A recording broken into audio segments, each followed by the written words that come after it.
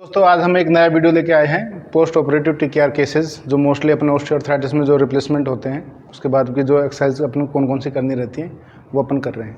जो पहली एक्सरसाइज है जो डे फर्स्ट अपने स्टार्ट कर देते हैं आफ्टर 6 आवर्स से पेशेंट को बोलते हैं कि यस अपने पंजे को ऊपर खींचो, जितना आप अच्छे से खींच पाओगे उसमें ब्लड सर्कुलेशन उतना ही अच्छा से चलता रहेगा। सेकेंड थिंग, एडिमा नहीं आएगा, सूजन नहीं आएगी पैर में, ठीक है। पहली एक्सरसाइज ये है। सेकंड एक्सरसाइज, पेशेंट को पेन ज़्यादा रहता है तो अपन सिंपल सपोर्ट देके एंड पेशेंट को बोलेंगे कि घुटना नीचे दबाओ। इसमें आपका पटेला टाइट होना चाहिए और क्वाड्रिसेप्स मसल्स। इसमें पेशेंट मोस्टली क्या करते हैं, हिप से फोर्स लगाते हैं, तो आपको ये चीज़ ध्यान रखना है, पेशेंट को करेक्ट करना है कि आप हिप से फोर्स ना लगाएं, केवल घुटने से लगाएं। ये इनिशियली 2 से 3 दिन करने के बाद में जब पेशेंट की पावर थोड़ी सी आ जाती है तो अपन ऐसा कुछ भी इक्विपमेंट लेके और उसको पेशेंट को बोलेंगे आप अपना डिस्टल पार्ट अपने अच्छे से उठाएं और अंदर खींचे पैर को, ठीक है। ये बिल्कुल आराम से हर एक्सरसाइज 20 से 30 बार करनी है अपने को।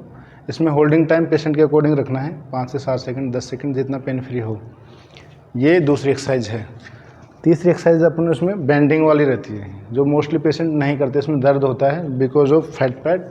तो अपन उसको पेशेंट को एक घुटने के नीचे हाथ रखना है, दूसरा एडी के नीचे रखना है और उसमें एडी के सपोर्ट से अपन धीरे धीरे बेंड करते जाएंगे। घुटने जो बिलो नी है उससे अपन हाथ घुटने को ऊपर खींचते जाएंगे।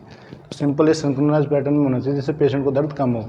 और इनिशियली इसमें होता क्या है कि पेशेंट को अपन धीरे धीरे बेंड करने के लिए बोलते हैं और सडन पूरा ज़्यादा नहीं है क्योंकि उससे पेशेंट को पेन होता है। तो धीरे धीरे रेंज बढ़ाते जाना है अपने को, स्लो स्लो स्लो, ठीक है।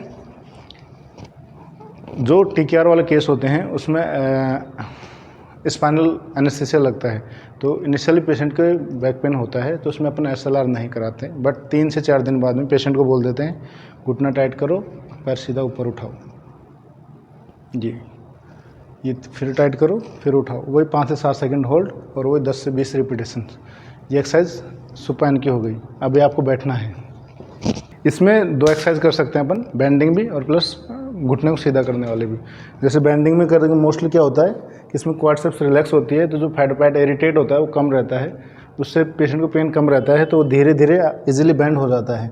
अगर ये चीज़ अपन सुपाइन में बेंड करने जाते हैं तो फैट पैड की वजह से पेशेंट बेंडिंग में पेन आता है, तो ठीक है। तो इसमें पेशेंट को पहले बोलेंगे कि आप स्लो स्लो, जैसे आप रेजिस्ट करोगे पेशेंट को बोलोगे आप down down down down down down down down, yes relax, again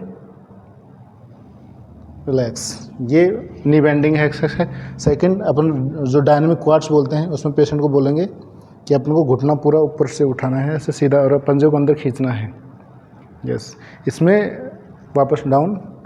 mostly क्या होता है पेशेंट अपना हिप फ्लेक्सर्स को टाइट करता है, तो ये चीज़ ना हो के केवल घुटने की मसल्स टाइट होनी चाहिए। तो पेशेंट को आपको करेक्ट करना है बार बार। अगर पेशेंट यहाँ से फोर्स लगा उसको टाइप करके रिलैक्स बोलेंगे और फिर घुटना पूरा से ऊपर उठा के, यस।